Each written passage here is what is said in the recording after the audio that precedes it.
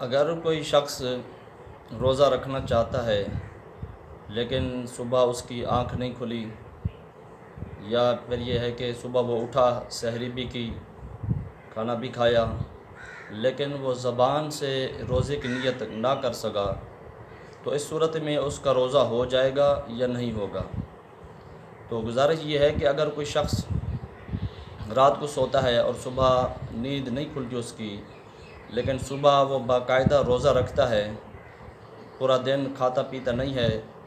جو روزے کے احکامات ہیں وہ پورے کرتا ہے، تو اس صورت میں اگرچہ اس نے لفظ کے ساتھ نیت نہیں کی لفظاً، اس کے باوجود اس کا روزہ جو ہے ہو جائے گا۔ اسی طرح کوئی شخص صبح اٹھتا ہے، سحری بھی کرتا ہے، لیکن لفظاً نیت نہیں کرتا، زبان سے نیت نہیں کرتا،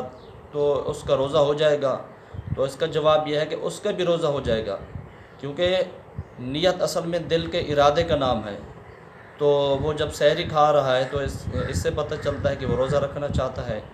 تو زبان سے نیت کہنا کوئی ضروری نہیں ہے روزے کے لیے، مستحب ہے صرف۔ حضور صلی اللہ علیہ وسلم کے زمانے میں زبان سے نیت نہیں کیا کرتے تھے،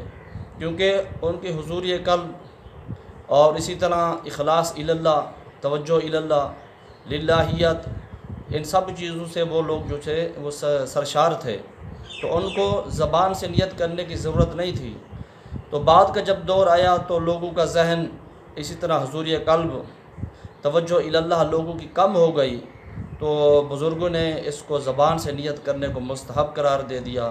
لہٰذا یہ زبان سے روزے کی نیت کرنا یہ مستحب ہے۔ اگر کوئی شخص زبان سے نیت روزے کی نہیں بھی کر سکتا، تو صبح اٹھتا ہے اور باقاعدہ روزہ رکھتا ہے تو اس کا روزہ ہو جائے گا۔ اسی طرح صبح اٹھتا ہے، سحری کھاتا ہے، تو روزہ سمجھو کہ اس کا ہو جائے گا، زبان سے نیت کرنے کی ضرورت اس کو نہیں ہے۔